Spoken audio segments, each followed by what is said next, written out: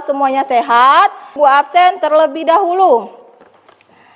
Agung Kuncoro hadir. Alpin, Azi Maulana, Dion. Pertama, di sini Ibu mengutip kata-kata yang disampaikan oleh Insinyur Soekarno, bermimpilah setinggi langit. Jika engkau jatuh, engkau akan jatuh di antara bintang-bintang.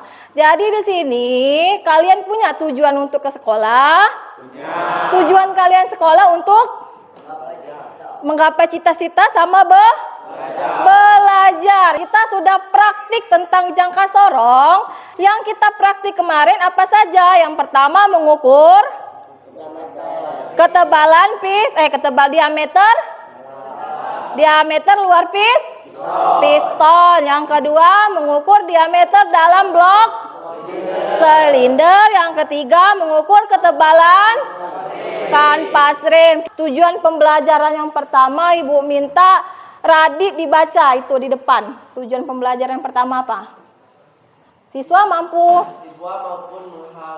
memahami jenis-jenis multimeter beserta fungsi dengan benar. Oke, yang kedua Ibu minta Jaka coba dibaca tujuan pembelajaran yang kedua. Siswa mampu menentukan kelengkapan komponen multimeter melalui dengan benar. Oke, yang pelajaran selanjutnya. Nah, kita sudah masuk materi. Di sini ada gambar. Sebelumnya itu materinya sudah Ibu kirimkan lewat WA group.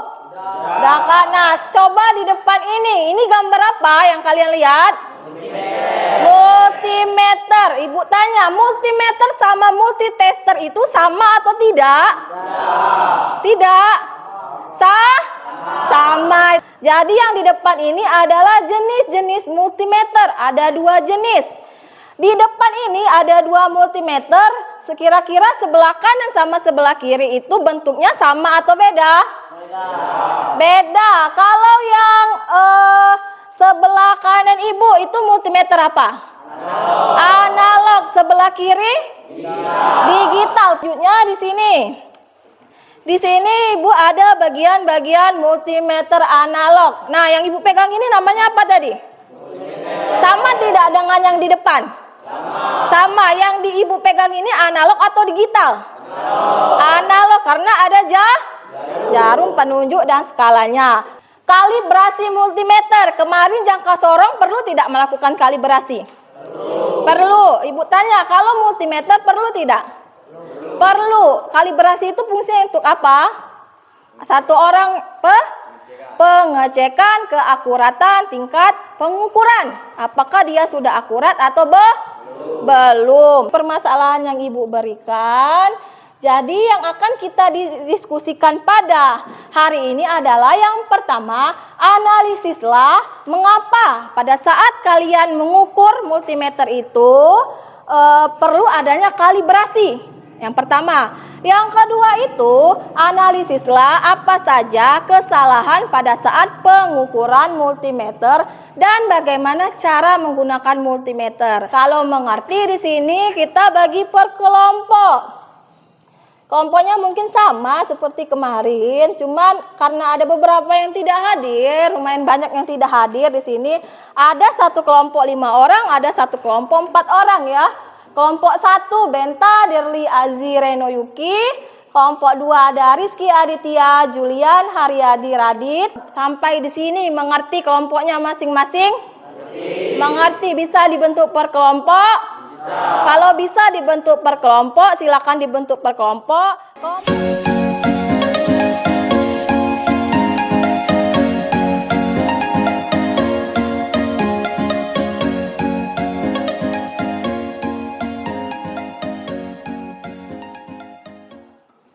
Sudah ya? Sudah semua kelompok 1, kelompoknya sudah? Sudah duduk per kelompok? Jadi di sini Ibu kasih kalian LKPD. Sama seperti minggu-minggu kemarin, LKPD ini dan buku serta bahan ajar kalian gunakan sebagai bahan kalian untuk mencari jawaban atas permasalahan yang telah Ibu berikan tadi ya. Kelompok 4, kelompok ini. kelompok terakhir. Satu kelompok itu ada 3 sumber. Yang pertama dia ada bahan ajar, yang kedua ada buku paket PDTO, yang ketiga buku paket PDTO juga tetapi penerbitnya dan penulisnya berbeda. Sudah dapat semua bahan ajar, buku dan LKPD-nya? Di situ ada yang pertama analisis. 1. Komponen multimeter analog itu apa saja? 2. Penyebab terjadinya kesalahan ukuran itu apa saja? Dan yang terakhir itu prosedur kalibrasi dan penggunaan. Dan sampai sini mengerti? Mengerti. Kalau sudah mengerti, silakan didiskusikan per kelompok. Diskusi per kelompok, jangan masing-masing.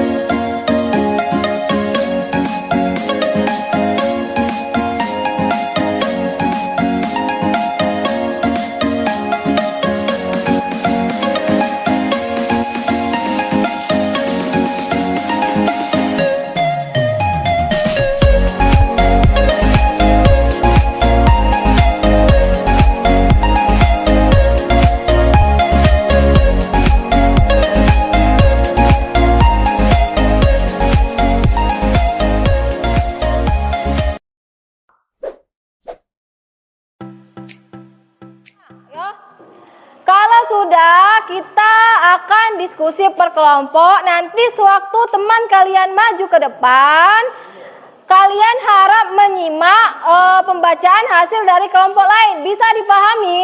Bisa. Bisa dipahami? Bisa kan? Kalau Assalamualaikum warahmatullahi wabarakatuh.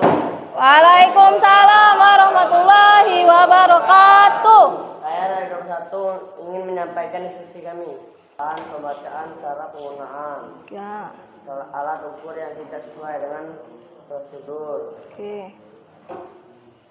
akan menyebabkan kesalahan dalam pembacaan alat ukur. Assalamualaikum warahmatullahi wabarakatuh. Waalaikumsalam warahmatullahi wabarakatuh. Ya, coba beri tepuk tangan dulu untuk kelompok 1.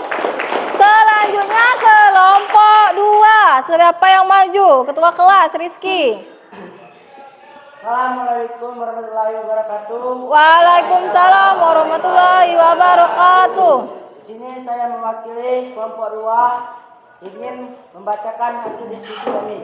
Terjadinya kesalahan pengukuran multimeter analog. Kesalahan pengukuran dalam alat multimeter memiliki beberapa jenis kesalahan. Berikut adalah jenis kesalahan dan peserta solusinya. Kesalahan ini biasanya disebabkan oleh kesalahan manusia yang tidak teliti atau ceroboh. Assalamualaikum warahmatullahi wabarakatuh. Waalaikumsalam warahmatullahi wabarakatuh. Coba beri tepuk tangan dulu untuk kelompok 2. Ya, Ibu rasa tadi kelompok 1, 2, 3, 4 sudah membacakan hasil diskusi kalian berdasarkan buku Kalian tadi mencari jawaban berdasarkan buku paket dan bahan ajar. Ada dua buku paket dan 1 bahan ajar.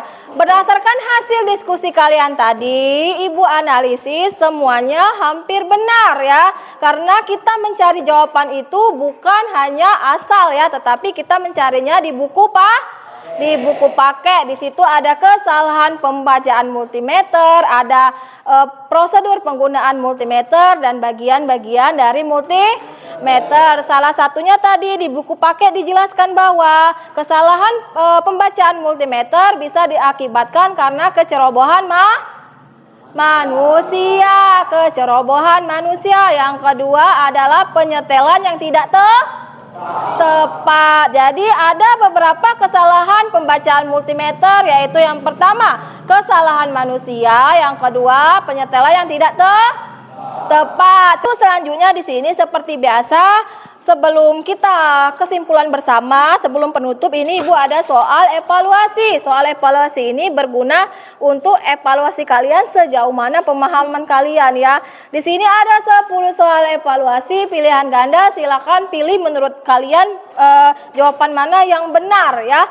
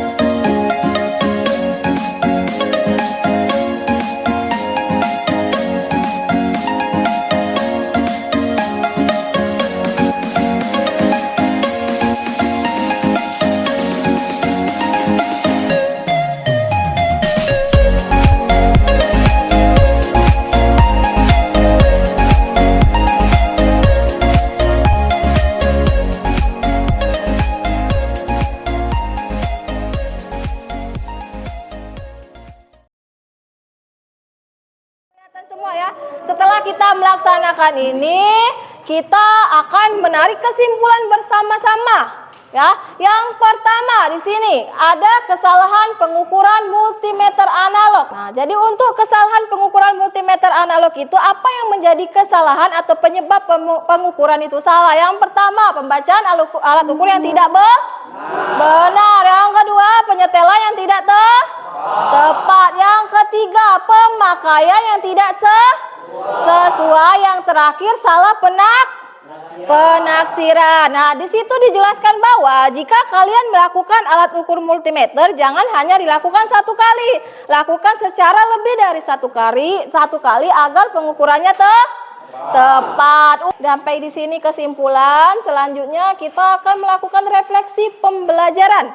Nah, Ibu tanya dulu untuk hari ini, bagaimana pembelajaran hari ini? Apakah kalian paham sedikit, setidaknya sedikit ya tentang multimeter? Yang ketiga, pemahaman materi yang kita dapatkan hari ini. Yang pertama tadi tentang kesalahan multimeter. Yang kedua tadi tentang prosedur kalibrasi. Yang ketiga tadi tentang penggunaan multimeter. Oke, untuk refleksi pembelajaran hari ini kita sampai di sini. Selanjutnya Ibu ada tugas di rumah ya.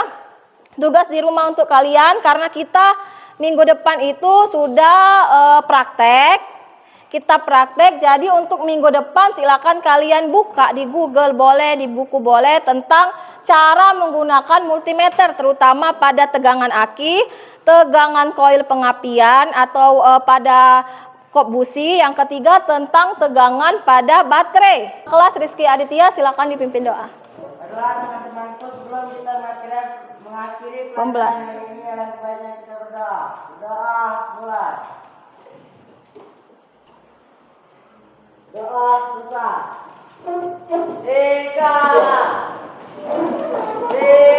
Salam. Waalaikumsalam warahmatullahi wabarakatuh. Oke, sampai di sini pertemuan kita. Sampai ketemu pada pertemuan selanjutnya. Ibu akhiri, wassalamualaikum warahmatullahi wabarakatuh.